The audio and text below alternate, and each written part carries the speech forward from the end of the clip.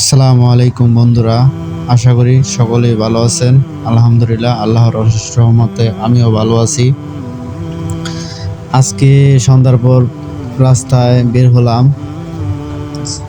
সৌদিতে দিনের বেলা বিশেষ করে বেশি বের হওয়া যায় না, কারণ দিনের বেলা সৌদিতে প্রচুর রোদের তাপমাত্রা থাকে।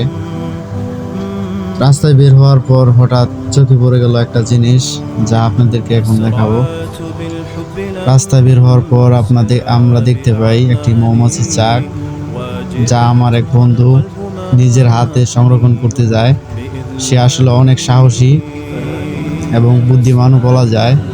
তার প্রচুর সাহস। সে নিজের হাতে দেখেন কিভাবে এই মধু সংরক্ষণ করতে গেছে। আমরা ভয়ে সকলেই দূরে চলে গেছি। সে একাই মধু সংরক্ষণ করছে। তো যাক, বেশি মধু আমরা পাই নাই, কারণ আমাদের আগে মৌমাছি মনে হয় মধু খেয়ে ফেলেছে। যাক, কি করার, যতটুকু পেয়েছি ততটুকু আলহামদুলিল্লাহ। বাইরে বের হওয়া হলো, প্রকৃতিও দেখা হলো, আর মধু সংরক্ষণ করা হলো। মধুর থেকে বেশি মজাই আর কি। যাক, বন্ধুর হাতে মৌমাছি আবার একটু ফুলও ফুটাইছে।